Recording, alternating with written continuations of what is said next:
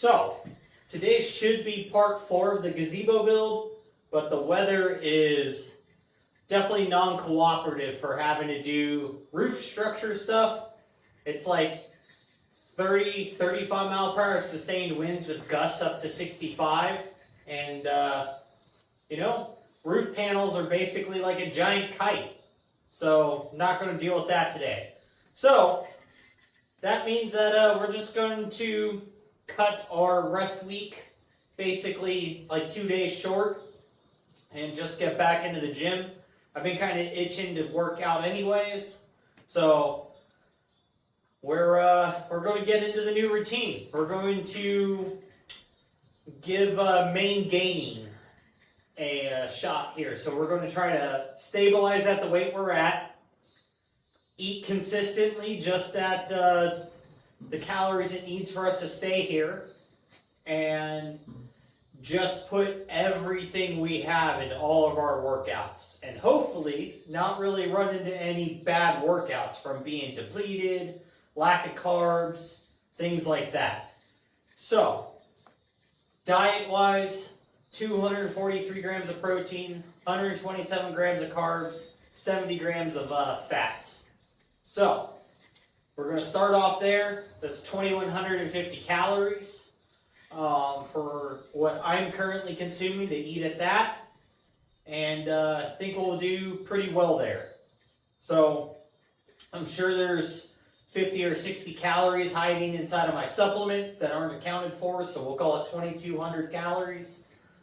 I'm, after eating a bunch of junk for the last week and a half from the deload and then just resting, I've been enjoying not in a deficit. So I've probably been closer to 2,800, 3,000 calories, so definitely in a surplus. I'm sitting at 201 pounds. So we gained 3 pounds back after getting stuck at 198 anyways. So not a big deal. But that brings us into today's training. So it's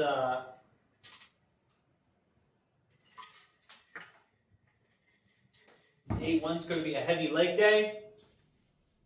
More of its focus. So we're going to start off with hip thrusts. Start getting everything warmed up. We're going to go 135, 185, 225. Doing 3 sets of 10 at 225. So let's go ahead and get into these things and get them knocked out.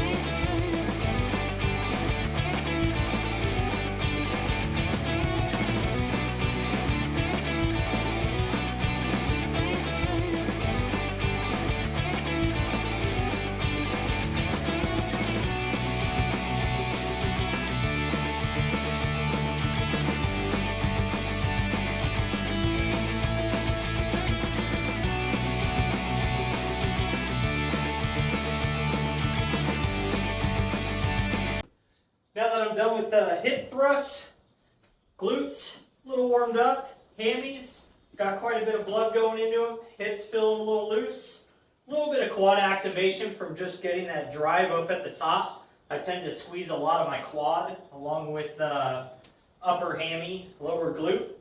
But now we're going to go ahead and move into glute kickbacks. Again, just working on some more of that hip mobility, hip strength, hip flexor, and now the 3 heads of the glute. And in some cases, you may actually feel a little bit of your spinal erectors also engage if your range of motion is far enough and pulling the leg up. Sometimes I get them, sometimes I don't. I'm not trying to focus them, so that's probably part of the reason why they're. But we're going to go 10 pounds, 20 pounds, 30 pounds, sets of 15, and it'll be 3 sets, 15 reps at 30 pounds. So really looking to get a lot of blood pushing in this thing, and just really, not quite pre-fatigued, but really get it warmed up and ready to go for the squats that are coming up next after this.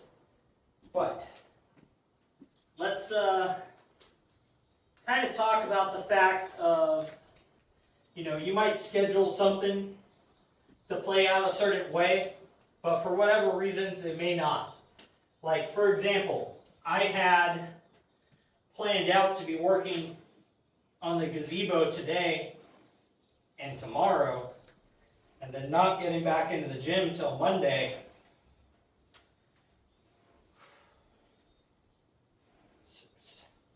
But because of the weather, it's kind of off-put. So instead of just doing nothing, we're going to change it up and we're going to get on into the gym today.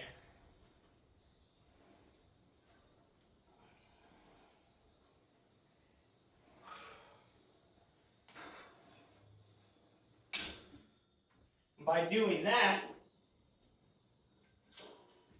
I can now either go wait till my active rest day to work on the gazebo, or just plan out now doing a little bit of the roof paneling on the second panel assembly, and spend like an hour or so on that, hour and a half, and then just kind of wait. Next day, get my little ramps and everything set up and the panels possibly moved into position and ready to go up. And then that way, Tuesday, when my active rest day rolls around, I can actually tackle the project and maybe get a little more done than I would have in just a single day by taking care of those little tasks.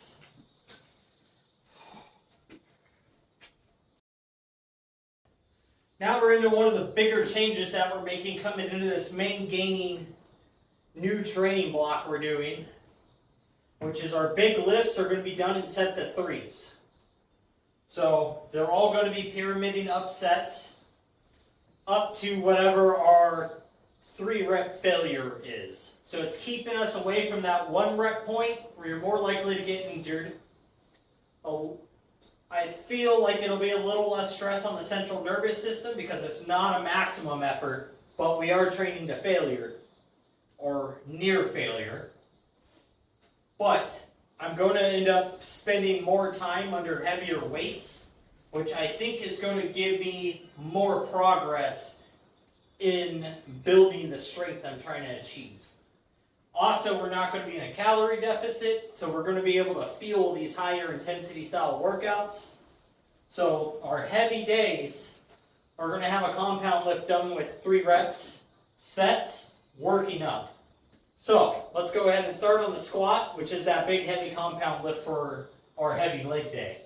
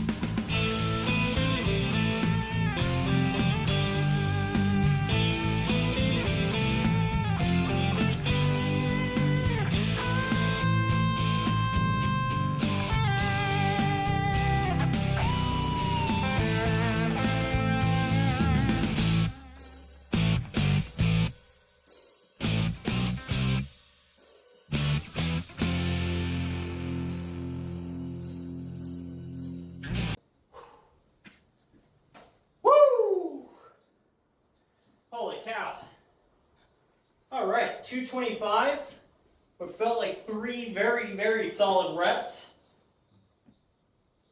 That feels pretty good.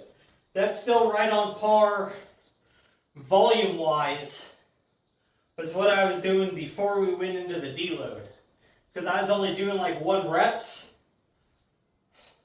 working my way up to like 275, I think is what it was, maybe 280 for a single, but it was like 225 for a single, 250 for a single, then 275 for a single. So, being able to hit 225 today, I feel very solid about that.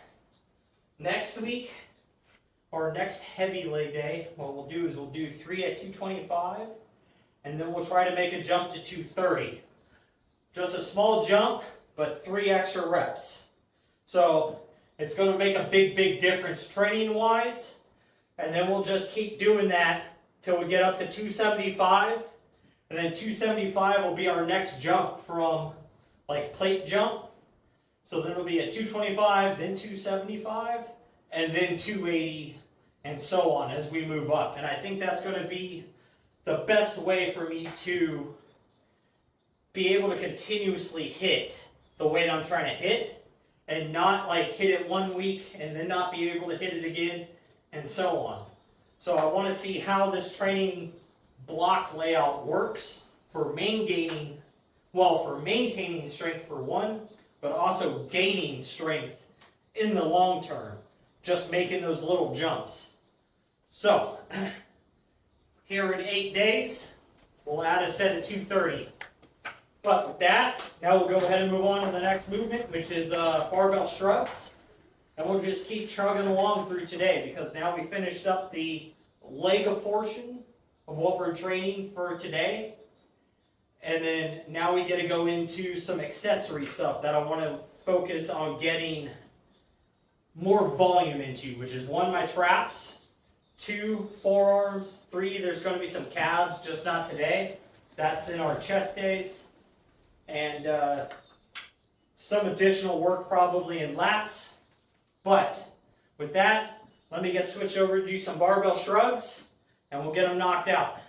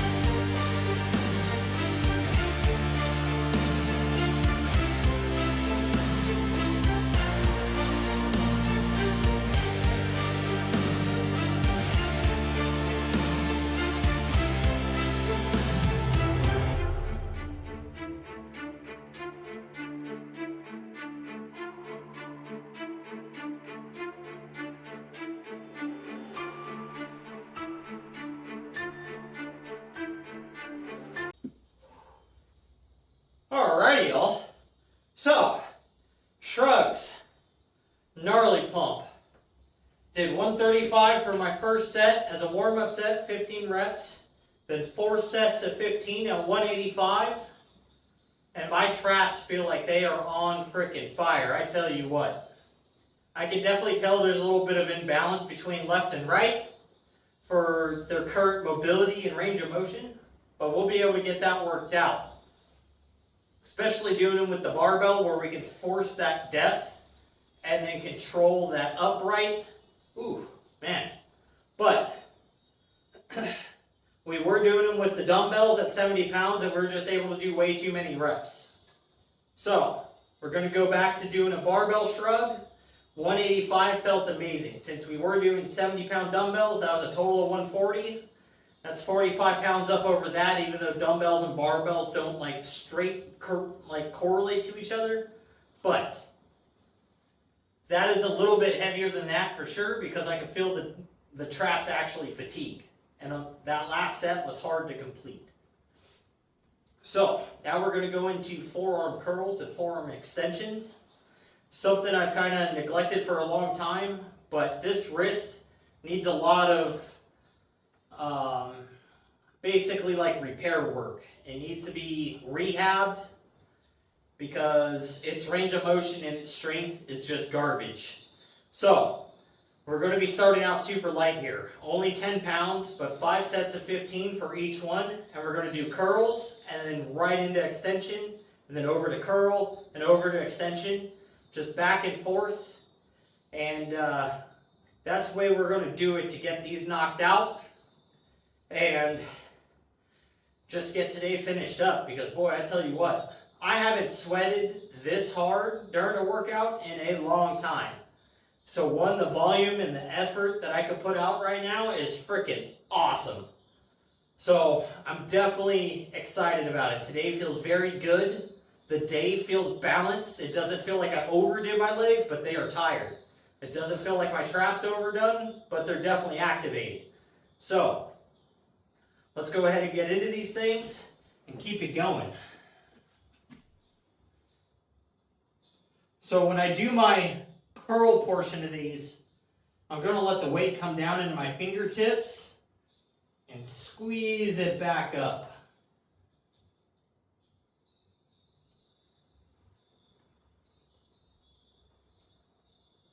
And right now, it feels super light and silly on the fingers, but in the long term, as this weight goes up, it's going to help build more of that finger and holding strength.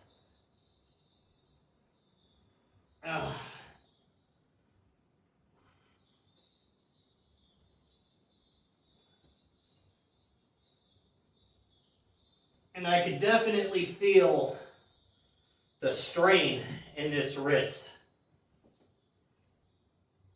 Oh.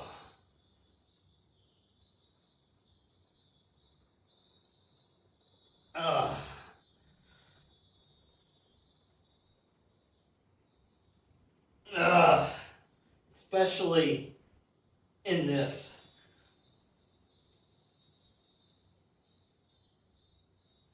Ooh. I might actually have to go down to a 5-pound dumbbell for those. As crazy as that sounds. But when you break an arm and you don't really do anything to build the strength back up specifically, because it didn't heal correctly, so there's just always been a lot of wrist and elbow pain since then. There's a lot of damage there that now I have to kind of work through. A lot of scar tissue, things like that. So that's what we're going to work with on that hand.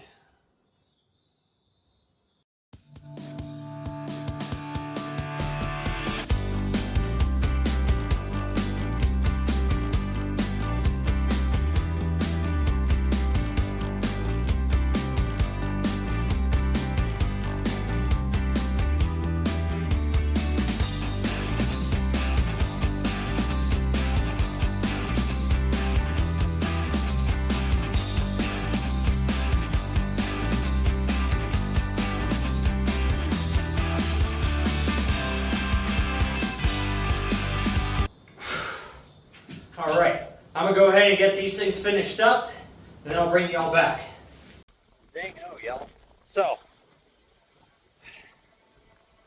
we finished up those forearm curls, and they are cooked.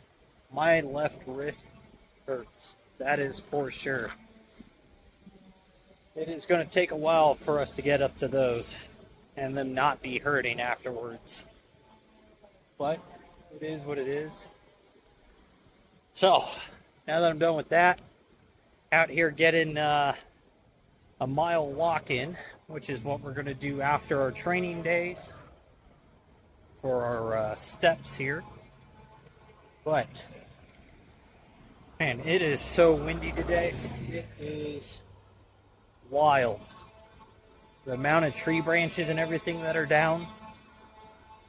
And you guys could probably hear chainsaws and stuff off in the distance already cutting up trees that have fallen. It is aggressive. So, but that's day one of main gaining down. So, I'm happy with the strength of the squat output today. And there's no like lower back pain or anything like that after squatting. So we could definitely tell that our glutes and hams were a little fatigued before squatting, but that's perfect. That way it creates a little more quad drive, and I'm not relying so much on my glutes and hams to try to pick me up. So I think that's overall going to be a benefit to improving my squat as well, and also putting some mass onto the legs. But that, guys, it's super windy. I'm sure you guys don't want to hear it. So make sure you're out there working towards your goals, getting your stuff done. And most of all, just don't be a lazy fuck.